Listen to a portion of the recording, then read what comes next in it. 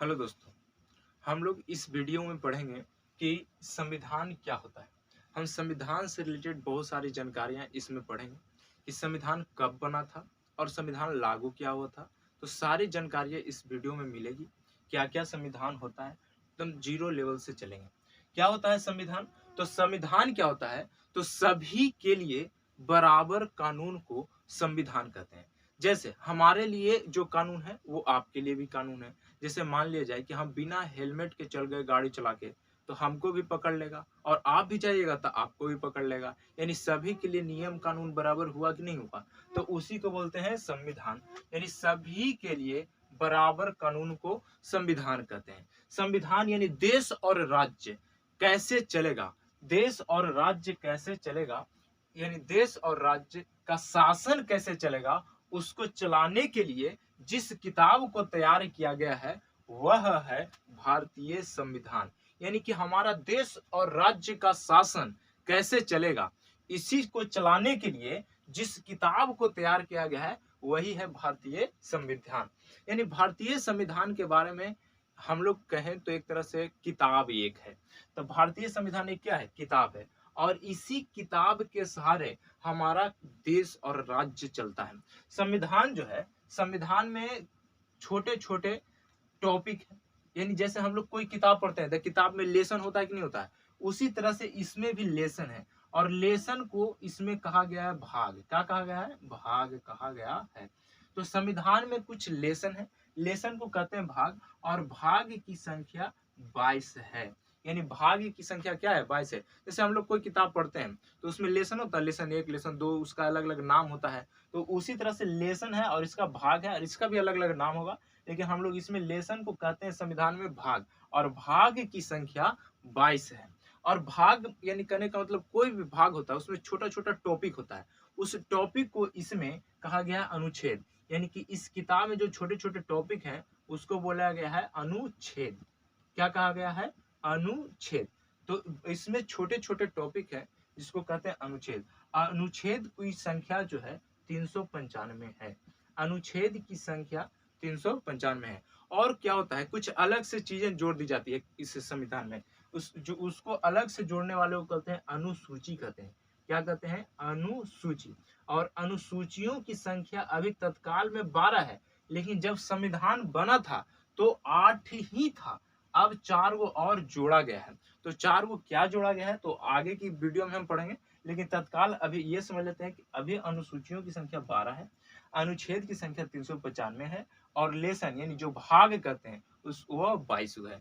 तो हमारे संविधान में भाग की संख्या 22 है, अनुच्छेद की संख्या 395। ऐसे जनरली अब देखा जाए तो 395 से ज्यादा है, लेकिन शुरू में जो बना था वह 395 ही था।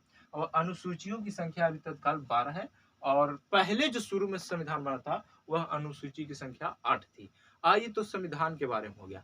देखिए, जब देश आजाद हुआ तो हमारा देश छोटे छोटे टुकड़ों में बटा हुआ था, छोटे छोटे देशी रियासतों में। और छोटे छोटे 552 देशी रियासतों में बटा हुआ था। ये छोटे छोटे देश में अब सभी को मिला के एक देश बनाना था जिसका नाम हुआ भारत। तो इसको मिलाने के लिए जिम्मेवारी दी गई सरदार पटेल को।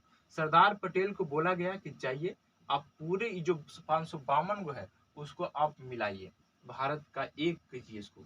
तो सरदार पटेल जो है सभी को मिलाए। लेकिन 3 गो बौराहा कौन था? तो एक 3 गो था, एक हैदराबाद, एक जम्मू कश्मीर और जूनागढ़। कहता हम भारत में मिलवे नहीं करेंगे। ये तो और बोल रहा था, हैदराबाद कहता ना कि हम पाकिस्तान में जाएंगे। बताइए, ये पाकिस्तान में जाएगा। और जम्मू कश्मीर का था ना हम पाकिस्तान में जाएंगे और ना भारत में जाएंगे, हम खुद अलगे देश बनाएंगे। और जूनागढ़ जो भी कह रहा था कि हम कहाँ जाएंगे?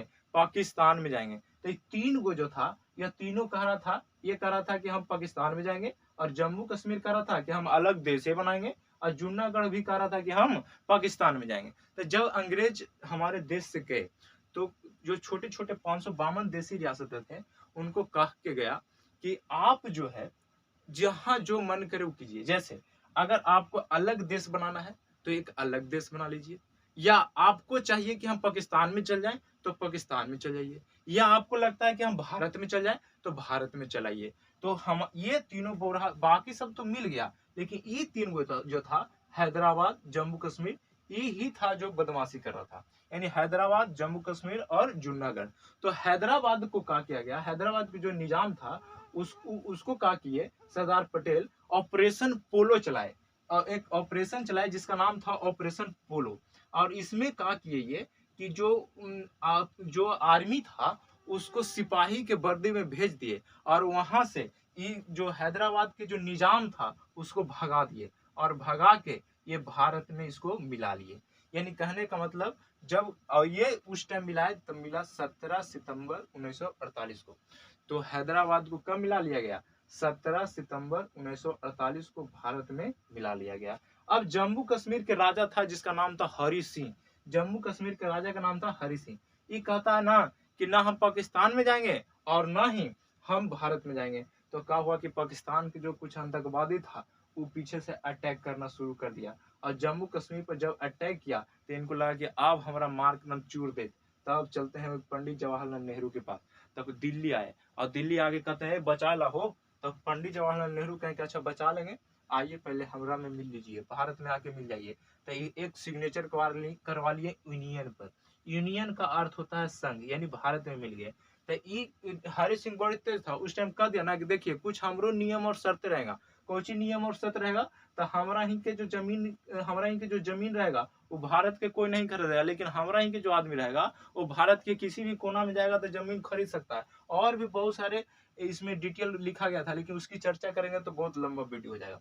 तो जम्मू कश्मीर जब भारत में मिल गया तो मिला 26 अक्टूबर 1947 को, यानी 26 अक्टूबर 1947 को भारत में जम्मू कश्मीर मिल गया। अभी तो तत्काल जो पूरी तरह से यह जम्मू कश्मीर हम लोग के में मिल गया है।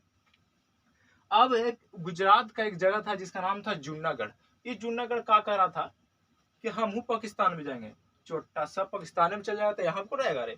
तो इसको क्या किए कि सरदार पटेल ये क्या किए कि जनमत संग्रह करवा लिए। जनमत संग्रह मैंने सब जनता से मिलके भगवा दिए इसको, और 9 नवंबर 1947 को इसको भारत में मिला लिए। तो हम अभी तक जितना भी पढ़े हैं इसके बारे में और आगे की वीडियो के लिए इंतजार करें।